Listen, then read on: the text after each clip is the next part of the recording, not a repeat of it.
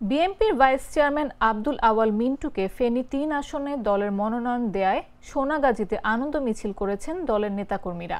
মঙ্গলবার বিকেলে উপজেলা ও পৌর বিএনপির উদ্যোগে আয়োজিত আনন্দ মিছিলটি শহরের প্রধান সড়ক প্রদক্ষিণ করে এক সংক্ষিপ্ত সমাবেশে মিলিত হয়। মিছিলে অংশ নেন উপজেলা বিএনপির আহ্বায়ক জয়নাল আবেদিন বাবলু, সদস্য সচিব সৈয়দ আলম ভূঁইয়া, পৌর বিএনপির আহ্বায়ক মঞ্জুর হোসেন বাবর, সদস্য সচিব নিজামুদ্দিন, যুবদলের আহ্বায়ক খুরশিদ আলম ভূঁইয়া সহ উপজেলা ও ইউনিয়ন পর্যায়ের বিএনপি ও অঙ্গ সংগঠনের নেতাকর্মীরা।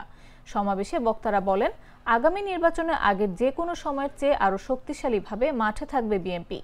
আব্দুল আওয়াল মিন্টুকে এ আসনে সর্বাধিক ভোট নিশ্চিত করতে সবাইকে ঐক্যবদ্ধভাবে কাজ করতে হবে।